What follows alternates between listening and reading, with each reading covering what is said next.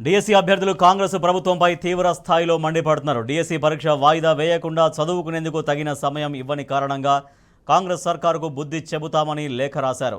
నిరుద్యోగుల పట్ల ప్రభుత్వ మొండి వైఖరికి నిరసనగా రాబోయే స్థానిక సంస్థల ఎన్నికల్లో, ఆ తర్వాత రాబోయే ఎంపీటీసీ, జెడ్పీటీసీ ఎన్నికల్లో కాంగ్రెస్కు ఓటు వేయబోమని డిఎస్సీ అభ్యర్థులు స్పష్టం చేశారు. తమ కుటుంబ సభ్యులు, బంధువులు కూడా కాంగ్రెస్కు ఓటు వేయకుండా చూస్తామని, ఆ రకంగా ప్రచారం చేస్తామని తమ కష్టాల సాక్షిగా ప్రమాణం చేస్తున్నామంటూ లేఖ విడుదల చేశారు.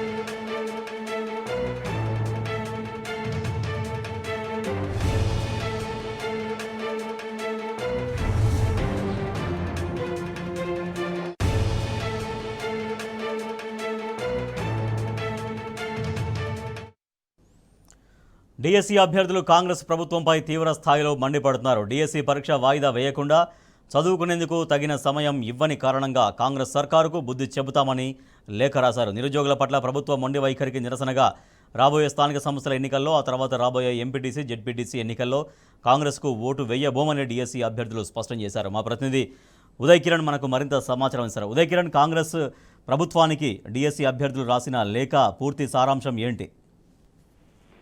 Good morning Rajesh. ఏదైతే గత కొద్ది రోజుల నుంచి కూడా డిఎస్సి వాయిదా వేయాలని డిఎస్సి అభ్యర్థులు, నిరుద్యోగులు కానీ ధర్నా నిర్వహిస్తున్న పరిస్థితి మనం చూస్తూ ఉన్నాము. ఏదైతే 2 రోజుల కిందట అంటే డిప్యూటీ సీఎం పట్నం కుమార్ గారు కూడా దీనికి సంబంధించిన నోటిఫికేషన్ ఇంకా ఇంకా కావాలంటే డిఎస్సి నోటిఫికేషన్ వేరేది కూడా వేసుకుందాం, ఇప్పుడైతే పరీక్షను కొనసాగించాలన్న నేపథ్యంలో దీనికి సంబంధించిన డిఎస్సి అభ్యర్థులు ఇప్పటికే తమ అసహనాన్ని వ్యక్తం చేసిన పరిస్థితి కనిపిస్తా ఉంది.